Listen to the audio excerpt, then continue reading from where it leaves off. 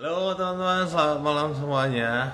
Oke, senang sekali bisa berjumpa lagi dengan teman-teman malam hari ini di Instagram Live Sabda Yud. Ya, kita masih ngebahas nanti seputar Paskah ya teman-teman. Karena memang semakin dekat nih harinya, baik Jumat Agung nanti maupun Paskah ya. Jadi kita mau diskusikan lebih dalam. Judulnya bisa lihat teman-teman di atas di pojok kiri ya. Kelihatan? Kelihatan ya pastinya. Oke, tentunya malam hari ini aku nggak mau sendirian. Aku mau invite teman-temanku. Oke, bagi teman-teman mungkin yang baru pertama kali hadir malam hari ini di Instagram live-nya Sabdayut, aku mau jelaskan sedikit sekilas tentang Sabdayut. Jadi Sabdayut adalah acara ngobrol bareng, diskusi bareng secara live di Instagram ya, membahas topik-topik kekinian tentang anak muda yang relate dengan anak muda tentunya, yang kami bahas, kami diskusikan eh, dari sudut pandang Alkitabiah tentunya. Ini sesuai dengan visi Sabdayut sendiri, yaitu mempersiapkan eh, anak-anak muda untuk menjalankan panggilan Allah bagi generasinya. Itu sekilas tentang Sabdayut teman-teman. Dan perkenalkan aku Ray, dan ini teman-temanku yang akan memperkenalkan diri juga. Boleh dimulai dari Bu Yulia, terus ke Kak Franz, terus ke Alda. Silahkan Bu Yulia. Oke, saya Yulia. Saya tinggal di Solo. Saya dari Gereja Kristen Abdi Sabda. Apalagi aku melayani di Sabda. Oke, Sudah itu. silahkan Kak Franz. Oke, shalom semua. Perkenalkan nama saya Franz Hotman Tendian, ya lengkap. Saya orang Manado dan orang Batak. Saya sekarang tinggal di Jakarta, pelayanan di GBI Jakarta, Kenisa, dan juga saya biasa pelayanan misi dan juga sekarang masih mahasiswa S2 Teologi di STT Jeffrey Jakarta. Itu aja mungkin kayak. Thank you. Mantap. Oke. Thank you. Silakan Kak Franz. Kalda. Kak Franz lagi. Kak Alda. Tadi Kak Franz sudah. Selamat malam Bu Ilia dan teman-teman semua. Perkenalkan nama saya Alda Batimena. Saya asli Ambon, tapi saat ini saya ada di Kalimantan Barat, tepatnya di Kabupaten Beduai. Sekarang lagi magang dan pelayanan juga di sini dari Gereja GPIB. Mantap. Oke, thank you Kak Alda. Nah itu ya teman-teman. Perkenalan singkat dari teman-teman kita yang akan ngobrol, akan diskusi dengan kita ya. Nah teman-teman, jangan lupa share eh, link ini ya, link live kita malam hari ini supaya makin banyak juga yang berdiskusi bareng dengan kita malam hari ini tentunya. Supaya makin seru obrolan kita. Kalau cuman kami berempat doang rasanya kurang. Jadi teman-teman di rumah dan juga ajak teman-teman yang lain juga untuk berdiskusi bareng kita sama-sama ya. Dan karena menjelang Paskah tentunya dan minggu depan ya, minggu depan tuh tanggal 29 Maret nanti ya, kita merayakan sama-sama nih Jumat Agung ya kan. Sangat tepat banget nih kalau malam hari ini kita membahas sebuah topik yang relevan dengan kematian Kristus ya. Jadi kita mau bahas dia mati untuk saya dan kamu atau he died for me and you. Nah, seru ya tentunya. Kita akan diskusikan bareng-bareng, ngobrolin bareng-bareng. Segera saja lah. Sudah nggak sabar nih kita ngobrol. Tapi sebelumnya kita berdoa terlebih dahulu. Kak Alda boleh memimpin kita dalam doa?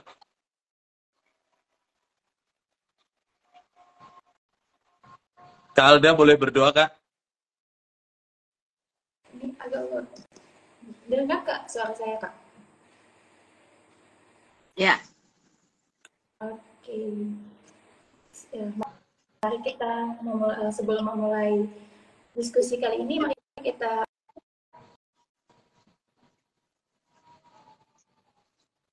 dimuliakan di dalam Yesus Kristus, Tuhan dan Juru Selamat kehidupan kami. Puji syukur, hormat dan terima kasih kembali kami naikkan kepadamu untuk anugerah nafas kehidupan, kesehatan, kekuatan, maupun perawatan yang kau anugerahkan bagi kami. Kami boleh ada hingga di saat ini, kami boleh melakukan aktivitas kami sedari kami bangun, tanpa kurang suatu apapun. Bapa dalam kerajaan surga, kami bersyukur untuk waktu dan kesempatan di mana di saat ini hamba bersama rekan-rekan dari Sabda akan melakukan diskusi tentang kebaikan Tuhan Yesus, pengorbanan yang Engkau lakukan untuk menebus dosa kami. Kami berdoa biarlah proses ini dapat berjalan dengan baik dari awal permulaan, pertengahan hingga pada akhirnya. Dan kami juga berdoa bagi setiap media yang kami lakukan, Instagram, setiap device yang kami gunakan, dan jaringan juga yang kami gunakan, biarlah semuanya dapat Kerajaan surga, di doa syukur kami dalam nama Tuhan Yesus kami telah berdoa. Amin. Amin. Ya, teman-teman, karena suasana Ramadan nanti kalau tiba-tiba ada petasan meledak gitu, ada suara petasan, ya jadi mohon dimaklumi ya teman-teman, karena memang tetangga-tetangga biasanya kalau teman-teman pernah juga kita kan bulan Ramadan nyalain petasan ya. Jadi mohon dimaklumi karena itu di luar kendali juga ya teman-teman. Oke, sorry Kak Alda, boleh di-mute sebentar. Nanti kalau mau bicara di-unmute lagi. Oke, ya. Oke, nah teman-teman, kita semua kan tahu ya hari kematian Yesus Kristus di hari Jumat Agung gitu. Nanti minggu depan kita rayakan bareng-bareng, kita ibadah bareng-bareng di Jumat pagi biasanya ya. Gereja-gereja biasanya merayakan hal itu. Tapi mungkin di antara teman-teman, baik di rumah, bahkan mungkin kita, mungkin siapa tahu aja gitu, banyak yang belum tahu gitu, mengapa hari kematian Yesus itu disebut Jumat Agung gitu, atau dalam bahasa Inggris tuh the Good Friday gitu. Ada yang tahu nggak sih teman-teman tentang sejarah Jumat Agung ini? Silakan.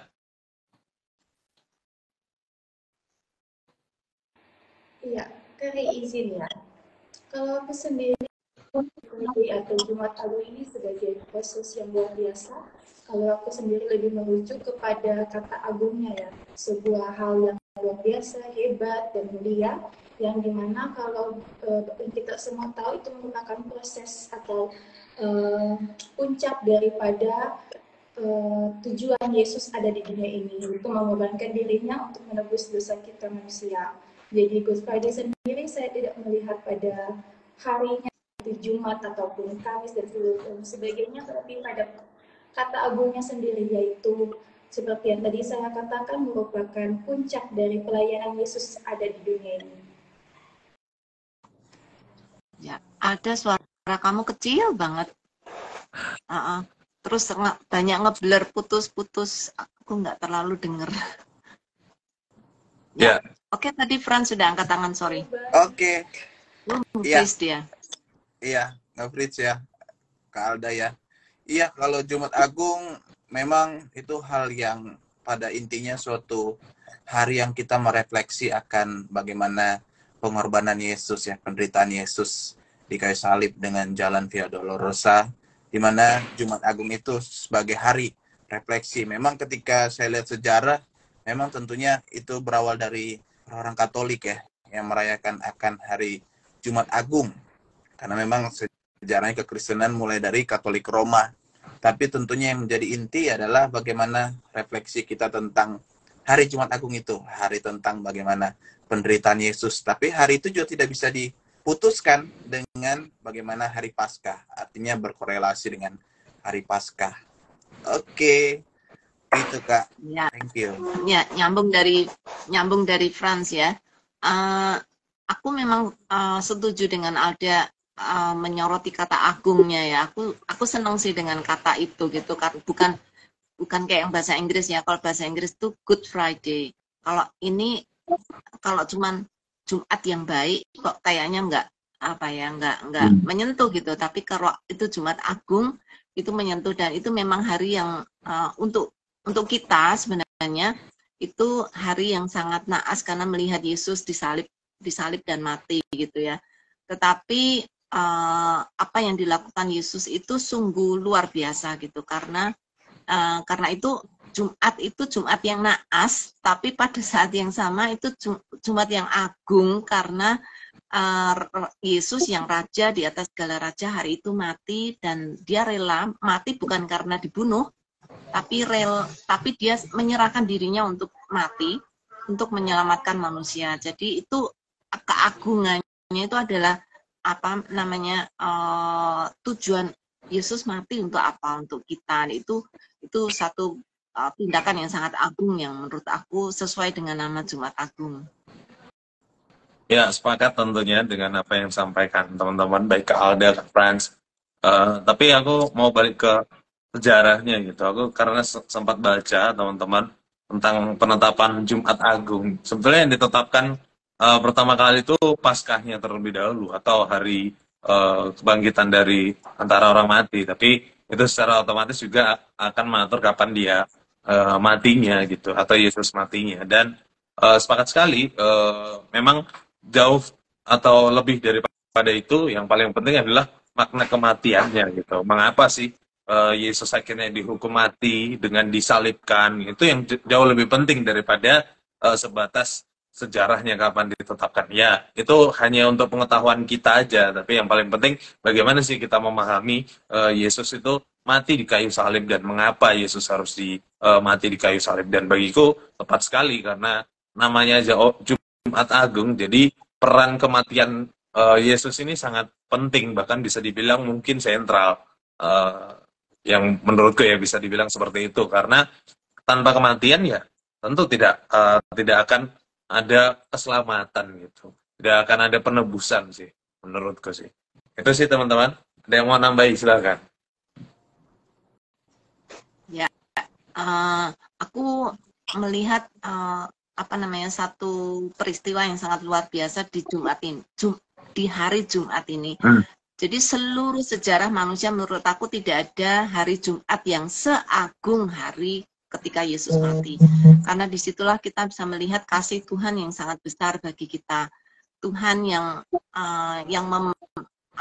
menyerahkan dirinya untuk mau menebus dosa manusia, bahkan menganggap kita yang nggak layak gitu, yang sudah menjadi musuhnya dia, menjadi anak-anaknya. Jadi bagi aku Jumat Agung merupakan satu peristiwa yang luar biasa yang patut untuk kita renungkan, patut untuk kita hayati gitu ya. Karena betapa besar dalam seluruh sejarah manusia satu hari di mana Allah menyelamatkan manusia, itu bagi aku benar-benar agung, luar biasa. Ya, tadi aku mau ngebahas sih sebetulnya. Kalau melihat kematian Yesus gitu, ada beberapa orang yang punya peran atau mengambil peran. Tapi yang paling utama sih peran yang pusat tentunya Yesus Kristus sendiri. Yesus Kristus menentukan hari kematiannya gitu. Walaupun ada orang-orang di sekitar yang juga dalam tanda petik memiliki peran juga. Ya, kami tadi di kantor renungan tentang Matius 26, di situ ada beberapa orang yang punya peran gitu untuk atau dalam kematian Kristus itu sendiri ya, diantaranya imam-imam besar atau bahkan Yudas Iskariot gitu. Dalam tanda petik ada peran, walaupun nggak sepenuhnya benar sih. Kalau menurut teman-teman gimana nih? Ya, siapa aja yang punya peran nih? Dari Kak Frans mungkin ada banyak. Ya. Pastinya yang seperti yang tadi Kak Ray sudah sebutkan ya, lebih kepada ya pasti mereka berkontribusi dengan para orang-orang yang memutuskan untuk Yesus disalib ya. Tapi begitulah, yang menarik tadi Kak Ray bilang, Yesus menentukan sendiri akan hari kematiannya. Artinya siapapun berkontribusi tidak bisa melawan akan kedaulatan Tuhan sendiri untuk Yesus mati menembus dosa manusia. Nah, saya terstimulasi akan tadi kalimat itu. Jadi bagaimana kedaulatan Tuhan meskipun harus disalib dengan penebusan dosa, tapi di situ juga ada kedaulatan Tuhan bisa menembus dosa setiap manusia. Itu sih dari aku, Kak. Ya. Tapi teman-teman, kalau bicara soal kematian dan beberapa peran-peran juga, kita kan referensi kita tuh dari film biasanya ya, atau dari Alkitab sih yang utama. Tentu kita bacanya kan dari Alkitab itu sendiri, dan ditolong juga di era modern ini dengan film. Teman-teman mungkin pernah nonton ya, pasti. Kalau biasanya ini diputar Paskah. Kalau zaman dulu sih lebih sering diputarnya Paskah pas jam-jam prime time, jam-jam 7 gitu. Itu biasanya dulu, tapi sekarang kayaknya agak jarang, tergeser dengan acara-acara TV lainnya, sehingga diputar lebih sering di tengah malam sih. Tapi masih diputar gitu. Dan film itu adalah The Passion of Christ gitu. Teman-teman Ya, tentu pasti sudah pernah nonton ya. Dan itu disutradarai oleh Mel Gibson, ya, kalau nggak salah. Ya, dan itu menarik sekali visualisasi penderitaan Yesus ya, sampai kematian dia, bahkan sebelum kematian tuh ketika di pengadilan hingga di Bukit Golgota, visualisasinya luar biasa sekali. Begitu besar kayaknya penderitaan yang dialami Yesus gitu. Apakah teman-teman memiliki bayangan yang sama gitu seperti di film-film itu atau seperti apa kalau teman-teman ketika menonton film itu? Ya, aku pertama kali menonton film The Passion of Christ itu luar biasa ya. Banyak tutup matanya. Karena ngeri melihat kejadian yang digambarkan di situ gitu. Dulu aku sejak remaja nggak pernah membayangkan ya kematian Kristus segitunya gitu. Tapi dengan film itu aku bisa melihat betapa besar penderitaan yang Yesus alami selama dia ada di salib, dan luar biasanya film itu berdurasi panjang ya, 2,5 jam kalau Ya, nggak salah, atau 3 jam ya. Tapi itu hanya menceritakan sejak Taman Getsemani sampai Yesus disalib dan mati gitu. Itu 2,5 jam menceritakan keseluruhan adegan pada malam Yesus ditangkap, lalu diadili, lalu paginya diarak, lalu besoknya disalib. Itu lengkap banget gitu, dan semua detail itu diperlihatkan. Jadi bagi aku menolong sih untuk melihat penggambaran itu, walaupun ya ngeri sih karena banyak darah-darah di situ. Ya. ya, Iya, setuju ya sama Ibu, ketika nonton film itu biasanya secara psikis pasti kalau kita menghayati, merefleksi, pasti akan menetes air mata ya, menetes air mata kesedihan, membayangkan akan penderitaan Tuhan Yesus. Ya, tapi ketika saya mempelajari, ternyata memang dalam film itu hanya gambaran akan penderitaan Yesus. Sebenarnya malah lebih parah daripada itu, artinya lebih kejam daripada itu. Tapi ketika kita merefleksi, merenungkan kenapa ya Yesus harus menderita seperti itu. Nah, ketika saya lihat bahwa dalam Markus 8 ayat 31 juga Yesus sudah bilang bahwa anak manusia harus menanggung banyak penderitaan dan ditolak oleh tua-tua, imam-imam, ahli Taurat, lalu dibunuh dan bangkit sesudah 3 hari. Artinya sebagai anak manusia, gelar Yesus itu memang sudah dinubuatkan bahwa Yesus harus mengalami penderitaan itu. Untuk melihat bahwa benar-benar dosa itu menggerogoti, maka Yesus pun harus dicambuk untuk menebus setiap dosa kita. Dari aku itu sih, Kak. Thank you. silakan. Oke, saya ulang ya. Tadi Bu Yulia sama Kak Frans sudah menyoroti ya bagaimana kita melihat penderitaan Yesus.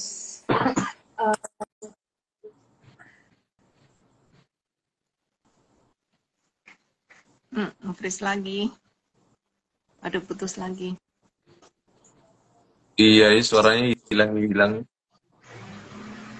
Ya, nggak apa-apa, lanjut deh. Lanjut dulu. Oke. Karena Kak Alda lagi nge-feeds. Nah, tadi teman-teman, Ibu dan sekalian, kita sudah membahas bagaimana Jumat Agung dan juga bagaimana film The Passion of the Christ yang menggambarkan tentang penderitaan Yesus. Tentu terbayang bagi kita ya, bahwa penderitaan Yesus itu begitu menyakitkan, menyedihkan. Tapi semua itu beresensi, bermakna bahwa bagaimana Yesus harus menggantikan manusia yang berdosa. Nah, gimana nih pendapat teman-teman tentang bagaimana Yesus harus menjadi pengganti dari setiap dosa-dosa kita dengan menderita dan dicambuk, bahkan mati di kayu salib? Ya, itulah luar biasanya Yesus ya. Dia yang adalah Allah. Kalau Paulus bilang dia tidak menganggap kealahannya atau mengosongkan dirinya gitu. Nah, mengosongkan dirinya dan dia memilih untuk taat sampai mati. Dia yang raja di atas segala raja, pencipta, pemilik seluruh alam semesta, dan masih banyak lagi. Itu dia rela turun ke dunia, ya, diperlakukan seperti itu hanya untuk manusia gitu, hanya untuk menebus manusia, dan itu luar biasa sih. Dan aku sepakat tadi yang Kak Franz bilang, menggantikan manusia yang berdosa gitu. Kita yang harusnya berdosa tuh digantikan oleh Yesus sendiri, dan itu tentu hal yang luar biasa. Bahkan menggantikannya itu bukan hanya sini tak gantikan, ini contohnya Kak Alda tadi nge-freeze terus aku gantikan, atau Kak Franz gantikan ambil alih, nggak hanya seperti itu. Penggantinya lebih dalam lagi, karena harus menderita dan segala macamnya, harus mengalami siksa, dan itu luar biasa sih bagi aku. Ya, ya, menggantikan kedudukan kita, bukan kedudukan yang baik yang dia gantikan gitu ya, tapi kedudukan manusia sebagai orang yang berdosa dan patut dihukum. Dan menggantikan itu bukan menggantikan posisi kedudukan manusia saja, tapi menggantikan hukuman, dan dia harus menanggung hukuman yang seharusnya ditimpakan kepada manusia. Dan itu secara, ya pasti nggak fair ya, sangat-sangat tidak fair, tapi Yesus mau melakukan itu karena tanpa itu manusia tidak mungkin bisa diperdamaikan dengan Allah. Manusia yang sudah memberontak kepada Allah, manusia yang sudah sudah menjadi musuh Allah sekarang, Yesus mau menjadi perantara, menjadi penengah gitu, menjadi pendamai antara kita dengan Allah, sehingga kita yang dulu sudah mati secara rohani, yang kita sudah seharusnya binasa, diangkat oleh Kristus dan dihidupkan rohnya, dan kita sekarang boleh menerima kembali hidup yang baru di dalam kehidupan kita secara spiritual, sehingga Allah mau kembali berelasi dengan kita. Jadi setidakadilnya hukuman yang ditimpakan Kristus, manusialah yang mendapatkan keuntungan yang terbesar, sehingga kita bisa kembali berelasi dengan Allah. Iya, keren banget ya. Kebaikan Tuhan kita bisa memperbalikan relasi yang sudah terputus karena dosa. Bahkan satu ayat ya, dalam Roma 3:26b, saya mau baca, menarik nih. Dan setiap orang yang percaya kepada Yesus dinyatakannya sebagai orang yang sudah berbaik kembali dengan Allah. Suatu koneksi ya, kayak terkoneksi kembali kita dengan kematian Yesus. Itu harus menggantikan dosa supaya kita kembali terkoneksi. Ya. Betul. Tulisan Paulus memang banyak menyinggung bagaimana, kalau aku pakai bahasa Ibu Yulia tadi, keuntungan-keuntungan yang manusia dapatkan. Ya, tadi kalau Ibu Yulia sampaikan kita diperdamaikan, bahkan berkoneksi lagi dengan Allah, gitu kata Kak Franz. Kita juga mendapatkan status yang dibenarkan gitu. Kita di hadapan Allah itu bukan lagi manusia berdosa, tapi manusia yang dibenarkan gitu. Roma 5 ayat 9 aku bacakan untuk teman-teman lah. Lebih-lebih karena kita sekarang telah dibenarkan oleh darahnya, kita pasti akan diselamatkan dari murkanya. Ya, menarik, karena dibenarkan, diselamatkan itu pasti gitu dikatakan, itu mendapatkan kepastian. Jadi bukan sesuatu yang ragu-ragu atau sesuatu yang semu atau hanya sementara, tapi pasti gitu. Nah, itu efek kematian Yesus itu begitu luar biasa. Ya, ngomong-ngomong tentang dibenarkan ya, kita sekarang menjadi orang yang boleh mendapatkan warisan rohani seperti Yesus karena dibenarkan oleh Allah. Kalau kita nggak dibenarkan oleh Allah, maka kita nggak akan mungkin punya kedudukan apapun, bahkan tidak mungkin akan mewarisi apapun. Tujuan kita adalah neraka gitu. Tetapi karena kita dibenarkan, maka sekarang kita boleh mendapatkan kedudukan seperti Yesus menjadi anak Allah, dan kita akan diangkat untuk bersama-sama hidup dengan Dia ketika nanti Yesus datang kedua kalinya dan menyelamatkan kita. Bagi aku itu luar biasa gitu. Bayangin aja kalau kita tidak dibenarkan oleh Allah, maka kita akan menjadi bersalah, dan hukuman bersalah itu adalah kita masuk ke neraka. Dan kita akan bersama dengan semua setan dan semua orang-orang yang jahat, yang patut untuk menerima penghukuman itu, tetapi karena kita dibenarkan, kita bahkan diangkat bukan hanya menjadi orang yang benar saja, bahkan kita diangkat menjadi anaknya, dan kita sekarang boleh menikmati berkat rohani, berkat surgawi yang Tuhan berikan. Wow, bagi aku nggak kebayang, benar-benar rasa syukur yang luar biasa kalau aku boleh bilang, karena kita sudah dibenarkan oleh Allah. Iya, tapi aku teringat ketika kita ngomong tadi tentang pembenaran dalam Ordo Salutis, bagaimana perjalanan keselamatan itu, yang terakhir adalah bagaimana pengudusan ya, bukan saja kita dianggap benar di hadapan Allah, tapi kita juga dipisahkan gitu, dikuduskan, dipisahkan dari dunia ini, kita dilabelkan, dimateraikan dengan Roh Kudus. Emang luar biasa keuntungan bagi diri kita ya, manusia dengan penebusan Yesus di kayu salib akan keselamatan itu. Luar biasa. Ya, ini ada satu komentar dari Kak Roma Paung. Jadi ingat salah satu kalimat di diskusi GT bagi teman-teman yang mungkin apa itu GT. GT adalah kelompok WhatsApp Growing Together di mana kita diskusi bareng. Jadi kalau teman-teman berminat punya komunitas, punya grup untuk berdiskusi dan bertumbuh bersama, silakan hubungi kami, join aja atau message saja di DM, nanti pasti akan kami follow up di kelompok Growing Together. Nah ini kalimatnya, tanpa Kristus sebagai anak Allah, binasalah aku, terpujilah namanya. Dan itu sepakat sekali aku. Aku teringat satu lagu yang menarik, judulnya, aku lupa, tapi refnya, Yesus, apa arti hidupku bila kau tak berikan nyawamu. Nah itu menarik sekali karena ya kita nggak ada artinya gitu tanpa Yesus. Kalau ref kedua dikatakan Yesus kaulah arti hidupku. Jadi ketika ditebus kita sudah menemukan arti hidup kita, yaitu Yesus atau Yesus Kristus itu sendiri. Nah itu sih menarik. Ya, ini ada tanggapan dari Iwodia Wijaya.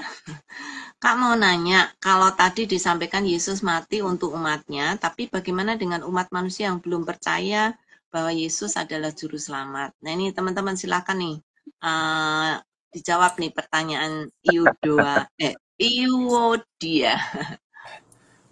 Oke, thank you. Ibu udah bacain. Nah ini teman saya nih, Odia, makanya saya mau bantu menjawab ya.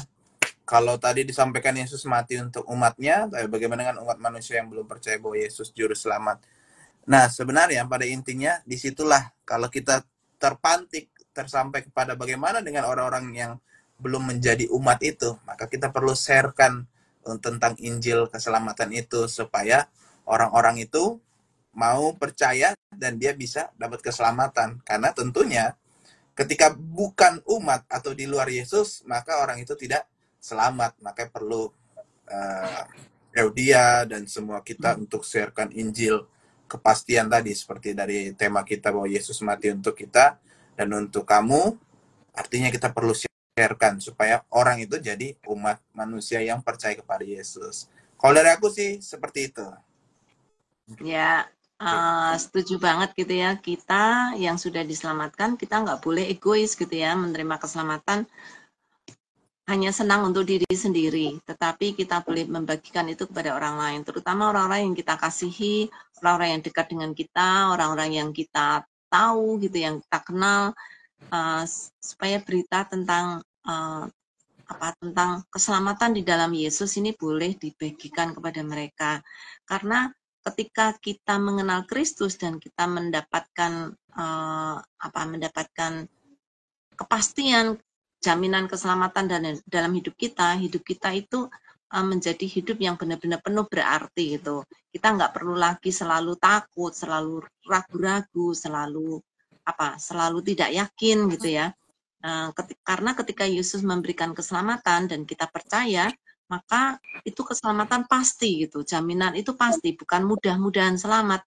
Nah, kalau cuma mudah-mudahan selamat, aku memberitakan ke orang lain masih ragu-ragu, ya mungkin selamat, mungkin enggak gitu ya.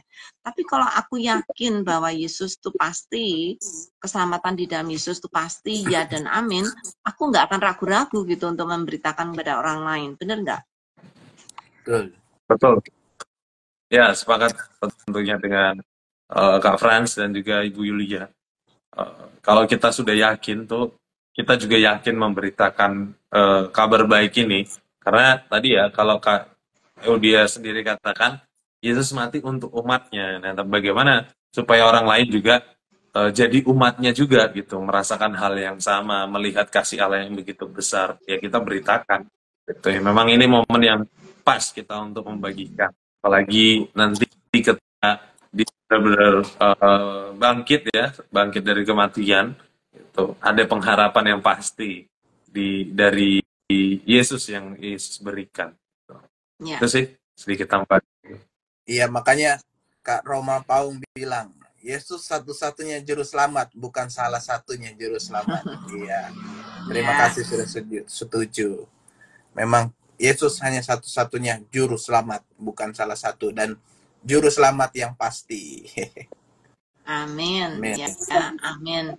Nah, ya, aku semakin menyadari ya betapa besar anugerah yang Tuhan sudah berikan pada kita, khususnya teman-teman kita semuanya yang sudah percaya pada Yesus, karena kita tuh sebenarnya terhitung di antara orang-orang yang seharusnya dihukum gitu ya, yang manusia yang berdosa, tetapi sekarang kita boleh mendapatkan kasih karunia-Nya. Dari Yohanes 3 ayat 16 kan Yesus bilang, karena begitu besar kasih Allah akan kita, sehingga Dia mau menyelamatkan kita dan menjauhkan kita dari kebinasaan dan memberikan kita hidup yang kekal. Sungguh aku dan aku bersyukur ya melihat kehidupan banyak teman-teman aku juga yang komunitas Kristen yang sama-sama percaya kepada Yesus ya. Bukan hanya aku gitu ya, termasuk semua orang yang sudah percaya kepada Yesus tuh benar-benar kita memiliki iman yang sungguh di dalam kematian Kristus, di dalam kebangkitannya kita boleh diselamatkan dan kita boleh diampuni dosa-dosaku. Nah, aku pengen sih, karena aku melihat banyak banget kesaksian teman-teman yang lain gitu yang sudah terima Yesus dan mereka mengalami hidup baru di dalam Kristus.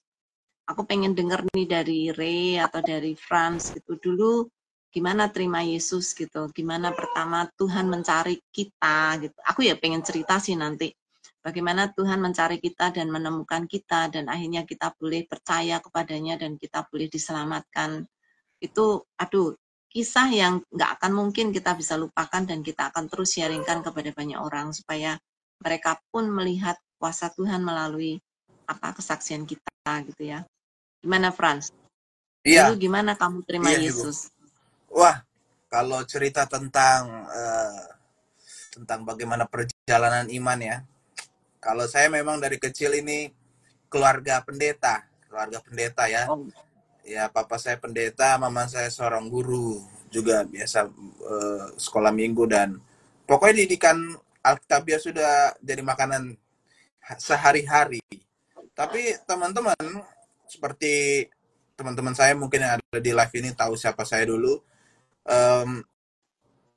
kehidupan hari-hari dengan firman itu tidak menentukan saya sebagai Kristen yang hidup dalam firman. Artinya, pada saya masih jauh dari suatu tindakan yang baik. Ya, sampai ketika saya muda, saya masih suka yang namanya narkoba, suka berkelahi, pokoknya kenakalan remaja saya lakukan. Sampai di mana Tuhan harus menangkap saya.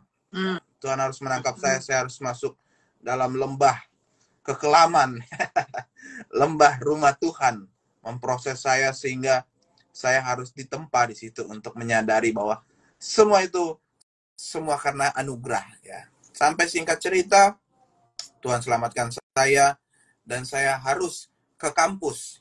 Nah, ke kampus itu pun saya punya suatu empiris, pengalaman pribadi yang membuat saya menyadari bahwa memang anugerah selamat itu hanya anugerah yang daripada Tuhan.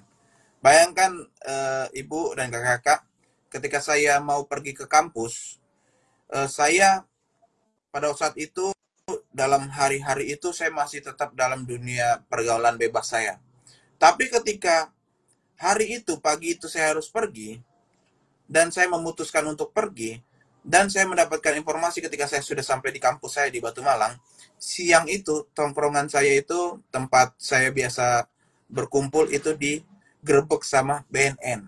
Ya, bayangkan ya, kalau saya nggak ikut panggilan Tuhan, saya nggak pergi ke Batu Malang dengan mama saya pasti saya masuk lagi ke lembah Tuhan, ditangkap lagi. Itulah memang saya mengakui kalau orang tanya apa panggilanmu sebagai hamba Tuhan, ya itu cerita itulah yang mengkonfirmasi bahwa memang saya dipanggil Tuhan.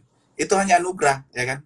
Nggak mungkin saya bisa tiba-tiba diri saya mau pergi untuk ke kampus pagi itu, kalau nggak itu semua karena anugerah keselamatan daripada Tuhan. Jadi yang saya mau sharingkan kesaksian saya bagaimana saya yang dulunya adalah seorang yang bisa dikatakan ya Saulus ya. Bedanya Saulus bunuhnya orang-orang yang memberitakan Injil, kalau saya adalah intinya saya Bunuh seperti diri itu. sendiri. Bunuh diri sendiri dan bunuh psikologis orang, ya kan? Bunuh psikologis orang, banyak membunuh psikologis orang.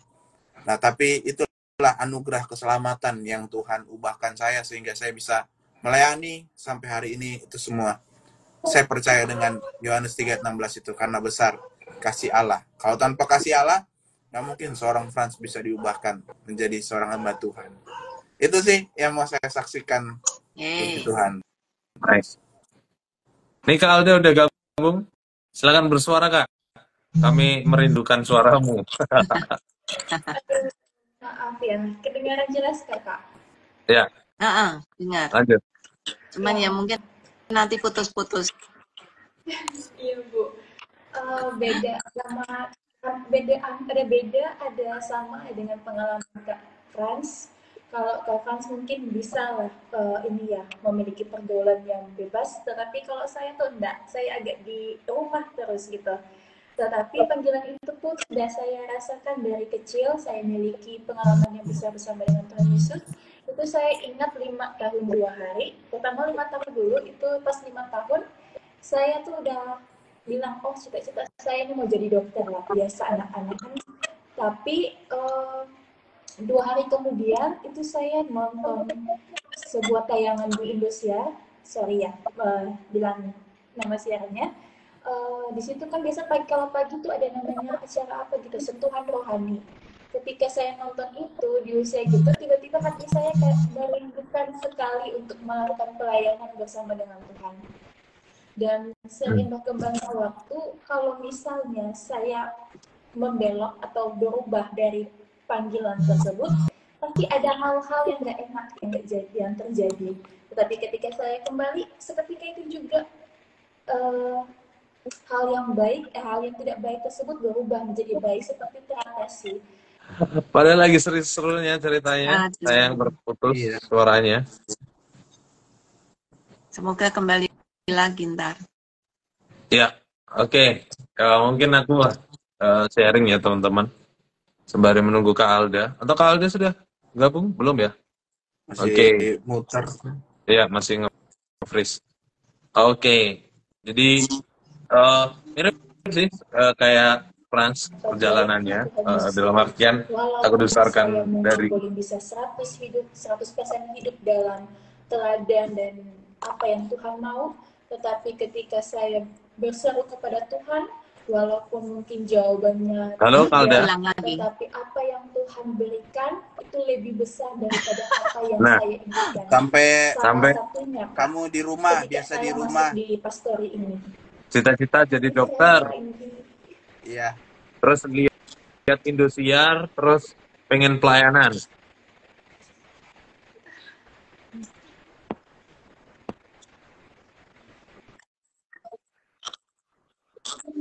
Astagfirullah, jauh sekali.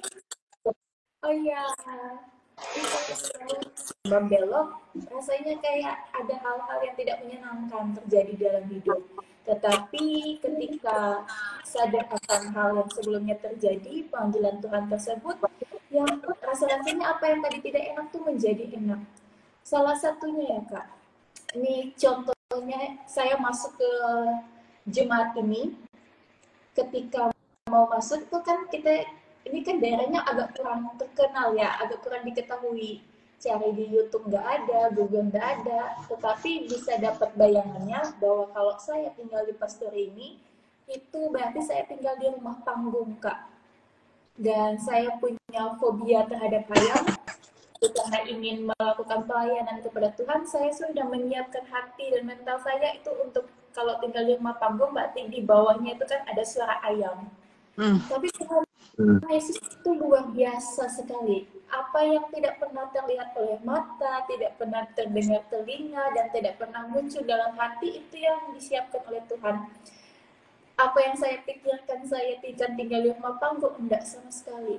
Saya ada di sebuah pastor yang sangat baik, dan bahkan ketika sampai di sini saya pun sudah bertanya kepada Tuhan, kok dalam pelayanan saya mendapatkan tempat senyaman ini?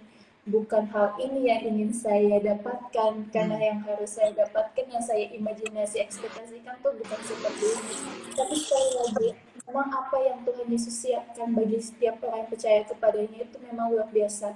Asalkan kita mau percaya dan bersandar kepadanya. Bukan berarti bahwa saya bilang mengikut Tuhan Yesus itu mudah. Enggak. Kita semua punya salib. Tapi salib itu kita tidak pikul sendiri. Ada Tuhan yang bersama dengan kita. Mungkin seperti itu. Amin. Akhirnya lancar juga ceritanya. Luar biasa pengalaman Kak Alda dan Kak Franz. Tadi aku nyambung dari Kak Franz. Jadi aku keluarga pendeta juga, papa aku pendeta, mama aku juga guru gitu. Dan biasa baca Alkitab dan biasa juga diajak pelayanan waktu kecil. Sehingga pas kecil juga cita-citanya sebagai seorang pendeta juga saat kecil. Cuman beranjak dewasa mengenal banyak lingkungan dan memang benar firman Tuhan ya, lingkungan yang buruk atau kebiasaan yang buruk merusak kebiasaan yang baik, dan itu terjadi. Jadi sepertinya seolah-olah bagi saya, menurut saya saat itu, keinginan atau cita-cita sebagai seorang pendeta itu ya hanya sebatas cita-cita anak-anak gitu, sehingga beranjak dewasa ya nggak lagi ngejar pendeta gitu, tapi sampai pada titik orang tua menyarankan untuk sekolah teologi, dan bagiku ya udahlah, kapan lagi untuk taat kepada orang tua. Jadi aku sekolah teologi pertama kali berangkat hanya sebatas nuruti orang tua gitu. Jadi aku belum mengerti kerinduanku secara pribadi gitu. Hanya sebatas cita-cita anak masa kecil aja gitu. Tapi karena memang sudah saatnya, karena jujur aja teman-teman, PNS kan dapat jatah dari pemerintah ya untuk biaya studi anak-anaknya gitu. Jadi kalau aku nggak segera kuliah, ya dihapus itu, karena memang aku anak terakhir ya. Jadi daripada hangus sia-sia gitu, ya mending dipakai. Hanya itu, sebatas itu gitu. Tapi pada akhirnya dalam proses perkuliahan, ya Tuhan menyadarkan aku gitu, kalau memang panggilan Tuhan itu bisa lewat siapa saja. Contohnya tadi, Kak Alda dari TV, dalam tanda petik, dari TV, Kak Franz dari pengalaman pribadinya, dan aku dari orang tua aku gitu. Dan semuanya itu panggilan Tuhan, dan perjumpaan pribadi dengan Tuhan mengubahkanku. Kalau aku pribadi, mungkin minggu lalu juga sudah sedikit aku sharingkan, aku menjumpai Tuhan melalui instrumen gitu, dari instrumen musik. Nggak tahu kenapa, sepertinya Tuhan menyentuhku ketika mendengar instrumen musik, dan disitulah aku sadar betapa hinanya aku, betapa nggak layaknya aku, dan betapa besarnya kasih Tuhan, sehingga aku dilayani secara pribadi dan menerima Yesus sebagai Tuhan dan Juru Selamat di sekolah teologi, teman-teman. Tapi bagiku nggak ada yang terlambat sih, dimanapun dan kapanpun itu waktu Tuhan yang terbaik. Amin. Amin. Ya, amin. Sayangnya aku nggak punya cerita yang hebat-hebat kayak kalian. Aku bukan anak pendeta. Orang tuaku biasa-biasa saja. Tapi aku bersyukur Tuhan buka jalan lewat mama aku, ibu aku, yang memberikan rumahnya untuk dipakai untuk menjadi tempat sekolah minggu. Dan itu dari situ aku mulai belajar mengenal Tuhan. Justru bukan dari orang tuaku, tapi aku mengenal Tuhan melalui sekolah minggu di tempat rumahku yang dipakai untuk sekolah minggu. Dan sebenarnya aku bukan tipe orang nakal, nggak kayak Franz kali ya, nggak kayak Ray juga. Aku anak baik-baik saja, alim, nggak suka bikin macam-macam gitu ya. Tetapi aku di satu saat hidupku aku betul-betul merasa bahwa aku tuh sangat dikasihi oleh Tuhan gitu. Dan itu yang membuat aku melihat hidupku sangat kotor gitu, karena ketika melihat Tuhan, Tuhan begitu suci dan begitu luar biasa, tapi aku begitu kotor gitu ya, begitu tidak berharga di hadapan Tuhan. Tapi Tuhan mengangkat aku dan menjadikan aku menjadi orang yang berharga. Nah, kalau mungkin teman-teman di kantor tahu ya, aku lahir dengan cacat gitu karena sakit polio, sehingga kakiku nggak sama tinggi dan nggak sama besar. Dan itu kebanyakan orang melihat itu kasihan gitu. Tapi karena aku benar-benar merasa dikasih oleh Tuhan, nggak pernah dalam hidupku aku merasa rendah diri, nggak pernah merasa minder. Aku sendiri heran gitu, kok bisa ya? Aku sama sekali nggak ada rasa minder sama sekali gitu, sejak kecil. Dan itu aku mikir itu adalah anugerah Tuhan, dan dari situ aku selalu ingat Tuhan sangat mengasihi, dan karena anugerahnya aku boleh mendapatkan semua berkat-berkat yang Tuhan inginkan, bahkan berkat untuk aku bisa melayani, untuk aku bisa memberikan hidupku bagi Tuhan. Bagi aku itu merupakan berkat yang luar biasa. Jadi ya sampai hari ini aku bersyukur masih merasakan kasih Tuhan yang begitu besar, luar biasa dalam hidupku, dan nggak pernah aku lupakan bagaimana Tuhan menolong setiap step hidupku sehingga aku boleh menjadi seperti sekarang ini. Nice. Iya, luar biasa ya kesaksian. Saya pengen bacain ini nih, satu hal yang menarik nih. Cara Tuhan, Eudia Wijaya, cara Tuhan selamatkan kita tuh luar biasa, bisa dari mana aja. Kalau Tata justru malah dari baca kitab umat sebelah. Aku paham pertama kali tentang Yesus adalah tentang Tritunggal, dan semakin yakin setelah baca Al-Quran. Nah, jadi teman saya ini dulunya Muslim, dan saat ini sudah dibaptis dan menjadi orang Kristen. Dia bisa punya basic belief-nya dari basic belief umat sebelah, saudara-saudara kita yang Muslim ya. Menarik banget ya bisa ketemu Yesus dengan kitab suci yang lain, tapi dia sekarang pilih Yesus. Emang luar biasa bagaimana cara-cara Tuhan untuk selamatkan kita, bagaimanapun caranya.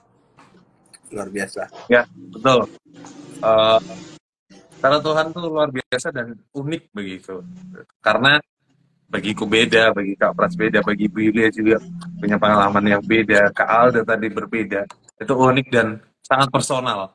Dan itu sangat, gimana ya, bisa dibilang sangat bisa dipahami oleh masing-masing pribadi. Nice. Thank you banyak teman-teman semua. Waktu kita terus berjalan. Gak terasa nih hampir 1 jam kita ngobrol. Walaupun dipotong beberapa gangguan teknis ya. Dan ternyata Kak Alda juga tiba-tiba sudah keluar. Sepertinya gangguan jaringan juga. Jadi Kak Alda sudah tidak bersama dengan kita. Tapi ya itulah kiranya sharing-sharing dari Kak Alda juga memberkati kita dan menolong kita. Satu komentar terakhir nih sebelum kita tutup teman-teman. Ada Bu Evi Broto. Meski dari lahir ada label Kristen, saya juga baru beneran jadi Kristen waktu SMP sepulang ikut KKR yang pengkhotbahnya papaku sendiri. Bersyukur Tuhan tolong aku mengaku percaya secara pribadi. Luar biasa. Nah ini satu lagi pengalaman yang unik dari KKR. Dan mungkin banyak juga di antara kita yang dari KKR. Tapi pada dasarnya memang pengalaman kita berbeda-beda teman-teman. Tapi tujuannya sama. Kita diselamatkan karena salib Kristus, penderitaan Kristus. Amin. Thank you banyak sekali lagi Bu Yulia, Kak Frans yang sudah menemani aku ngobrol malam hari ini, dan kita akan berpisah melanjutkan aktivitas kita masing-masing.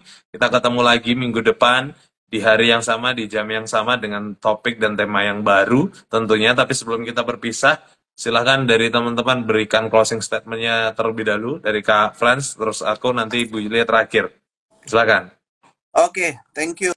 Closing statement-nya teman-teman ini bersifat refleksi ya, bagaimana dari awal tadi kita membahas tentang Jumat Agung, perjalanan penderitaan Yesus untuk menebus setiap manusia. Jadi perlu kita merefleksi bahwa memang dosa itu berdampak kepada maut, dan dosa itu begitu menggerogoti, dan dosa itu harus ditebus dengan darah Yesus yang mahal di kayu salib untuk kita bisa selamat, untuk kita bisa memperoleh akan keselamatan. Seperti yang tadi kita bahas tentang bagaimana pembenaran daripada Tuhan. Kita yang sebenarnya adalah orang-orang salah, tapi dianggap benar di hadapan Allah. Kita yang harusnya orang-orang yang terputus, tapi kembali dihubungkan dengan Tuhan. Kita orang-orang yang tidak kudus, tapi dipisahkan, dikuduskan oleh Tuhan. Maka dalam anugerah itu, kita harus merefleksi dengan mendalami, memaknai kembali akan kasih Kristus, sehingga dalam setiap anugerah keselamatan yang kita sudah peroleh, jangan pun kita eksklusif hanya untuk diri kita, tapi kita harus pergi keluar. Karena amanat agung berkata, pergilah, jadikanlah semua bangsa muridku. Artinya, kita harus pergi juga beritakan Injil, supaya setiap orang selamat karena mengenal nama Yesus dan berjumpa secara pribadi dengan Yesus. Amin. Amin. Amin. Ya, dariku teman-teman, Yesus mati untuk kamu dan aku, untuk kita semua. Percayalah, dia kematiannya itu tidak sia-sia, tapi memberi kehidupan yang baru untuk kita nantinya gitu. Kita sekarang hidup baru juga dengan mengenakan manusia yang baru. Jadi mari kita taat, mari kita terus berusaha mengejar kekudusan juga, terus berusaha mengamalkan atau melakukan hal-hal yang baik karena kita telah diselamatkan, bukan mengejar keselamatan itu, karena keselamatan hanya diberikan melalui Yesus Kristus dan melalui karya salibnya. Jadi tugas kita tinggal percaya dan taat. Itu aja dariku, teman-teman, dari Julia. Oke, aku melihat tembok di rumah Franz, ada salib di sana. Ya, melihat salib itu aku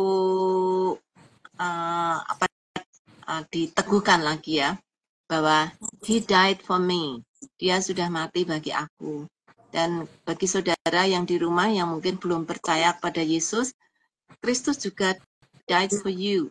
Juga He died for you too. Jadi kalau saat ini kamu belum menerima Yesus, masih ragu-ragu, belum menerima Yesus, dan ingin menerima Yesus, Yesus akan membuka tangan dan tangan dia terbuka untuk menerima kalian. Karena itu datanglah kepada salibnya, minta ampun kepada dia, maka dia akan memberikan hidup yang baru bagi kamu.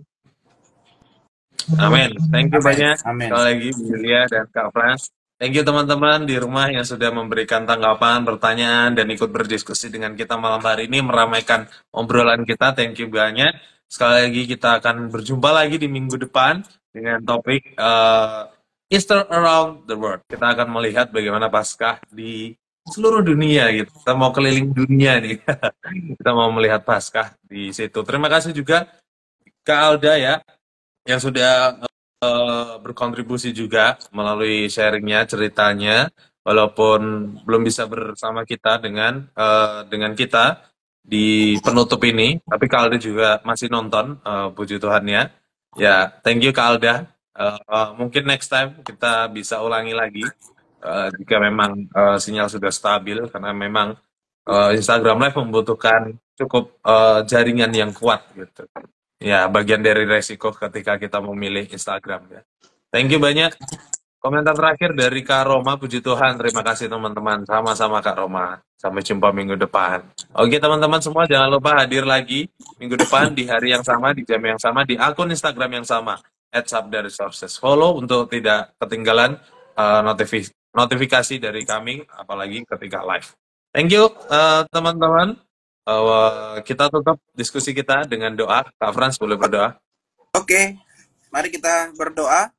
Kami bersyukur Tuhan untuk diskusi kami dalam online, di mana kami dari berjauhan tempat, tapi kami bisa mendiskusikan hanya satu fokus kami kepada Engkau, Yesus yang telah mati bagi kami di kayu salib, menebus setiap dosa kami, memberikan keselamatan yang suatu anugerah kekal, pasti untuk kami bisa hidup berkenan di hadapan-Mu. Mampukan kami untuk melakukan setiap firman-Mu dalam kehidupan kami, secara sosial kami, secara dalam pribadi kami masing-masing, mulai dari Ibu yang ada di tempat ini, Kak Ray, Kak Alda, dan semua teman-teman yang hadir.